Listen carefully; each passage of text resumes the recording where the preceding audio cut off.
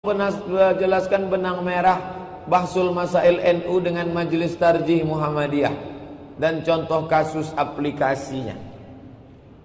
Bahsu artinya mencari, masail masalah. Bahsul Masail cari-cari masalah. Misalnya ada permasalahan, contohnya tentang masalah e-commerce, elektronik, commerce jual beli. Saya beli jaket Cibaduyut lewat web www.cibaduyut.com. Itu apa hukumnya?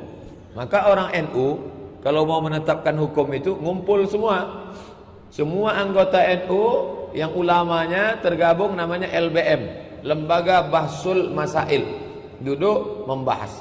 Lalu dari hasil Bahsul Masail itu keluarlah hukum bahwa jual beli e-commerce boleh dengan syarat tidak ada ghish, tipu, tidak ada zulm, aniaya, tidak ada gharar, gambling. Nanti bisa dikomplain. Kalau jaketnya tidak sesuai, bisa dikomplain ke jalan ini. Oke, dengan syarat ketetapan berlaku dengan buka kitab masing-masing. Itu namanya Bahsul Masail. Sedangkan Muhammadiyah, dia pakai majelis tarjih. Ngumpul semua ustadz-ustadz Muhammadiyah, kiai-kiai, lalu mereka bahas, nanti mereka tarjih. Tarjih artinya kuatkan. Dalam masalah ini ada 5 pendapat. Mana yang kita pilih? Kita tarjihkan yang ini. Contoh, dalam masalah wudu, mengusap air ke kepala. Mazhab Syafi'i sikit saja sah. Mazhab Hanafi 1/4. Mazhab Maliki basah semua. Mana yang kita pilih? Kata Muhammadiyah, majelis tarjihnya dipilih yang basah semua, ngusap semua sampai ke telinga. Itu tarjih Muhammadiyah. Mazhab NU, Nahdlatul Ulama memilih mazhab Syafi'i. Tempat kita yang mirip amaliyahnya macam NU, PERTI namanya, Persatuan Tarbiyah Islamiyah. Sebetulnya kalau diurut ke atas, itu semua cabangnya banyak tapi batangnya satu. Cabangnya banyak. Di Sumatera Utara ada namanya Al-Wasliyah. Di Lombok ada namanya Nahdlatul Watan. Di Sumatera Barat ada namanya Persatuan Tarbiyah Islamiyah. Di Jawa ada nama NU. Cabangnya 4. Itu sebetulnya kalau diurut nanti akarnya 1. Al-Wasliyah itu siapa sesepuhnya? Sesepuhnya namanya Syekh Hasan Maksum. Syekh Hasan Maksum itu mazhabnya Syafi'i, murid langsung dari Syekh Ahmad Khatib Al-Minkabawi. Syekh Hasan Maksum pulang ke Medan, murid-muridnya diantaranya Muhammad Arsyad Talib Lubis mendirikan Al-Wasliyah, mazhabnya Syafi'i. Sumatera Barat ada namanya Syekh Sulaiman Ar-Rasuli, Inyak Candong, buat pondok Candong. Di antara alumni Candong itu ketua majelis ulama kita almarhum Buya Bahtiar Daud.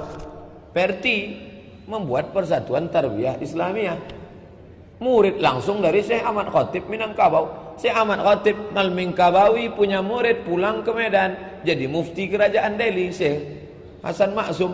Satu muridnya pulang ke Jombang, dialah Syekh Hadratus Syekh Hasim Asy'ari, membuat Nahdlatul Ulama. Satu muridnya pulang ke Candong Bukit Tinggi, Syekh Sulaiman Ar-Rasuli, membuat PERTI. Salah satu muridnya itu juga Ahmad Dahlan. Ahmad Dahlan itu salah satu murid juga beliau, walaupun terpengaruh banyak dengan pemikiran Syekh Muhammad Abduh.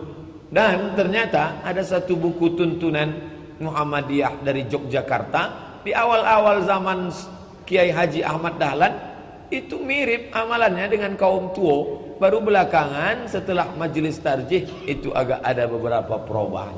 Saya tidak mempermasalahkan perbedaan itu, kita lebih pada melihat persamaan bahwa masih dalam 4 mazhab. Nahdlatul Ulama pun dalam ADART-nya 4 mazhab dengan lebih mengedepankan mazhab Syafi'i dengan tetap menghormati 4 mazhab. Muhammadiyah begitu juga. Baca tulisan Buya Hamka.